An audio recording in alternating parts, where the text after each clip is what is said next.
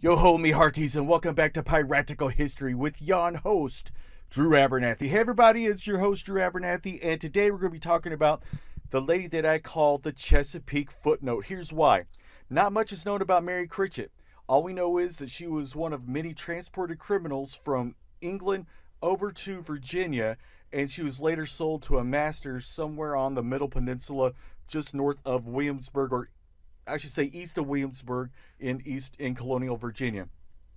So in 1729, her and five other men decide it's go time. We're getting away from here. So they slipped out under the cover of night, traveled along the Pianketake River there on the Middle Peninsula, and while they were going through the swamps or the woods, they noticed that there was a ship on the water, and that ship is known or was known as the John and Elizabeth. So they got out onto the ship.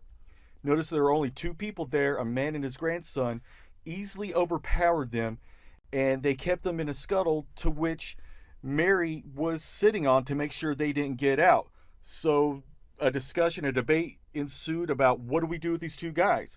So all the men on board, all five of the men were like, we got to let them go. And Mary Critchett's like, oh, no, we're not. We better kill them because if we let them go, they're going to go tell the authorities. Well, the five men won out in the end, and they let the two men go, and guess what? They alerted the authorities. So while the newfound pirates were going from the Pianketake into the Chesapeake, they were met in the Chesapeake by the HMS Shoreham, who caught them, arrested them, and later they would be tried for piracy there in Williamsburg. So according to David Fictum in his essay about Anne Bonny and Mary Read and other maritime women, they don't think that she was executed. There's no record of a Mary Critchett or Maria Critchett or Cricket, depending on the records, ever being executed.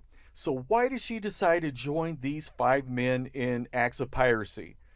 Well, according to Edward Fox in his doctoral thesis, he suggests that Mary Critchett was possibly romantically involved with one of the men, just like Anne Bonny and Mary Read were on Captain Jack Rackham's ship.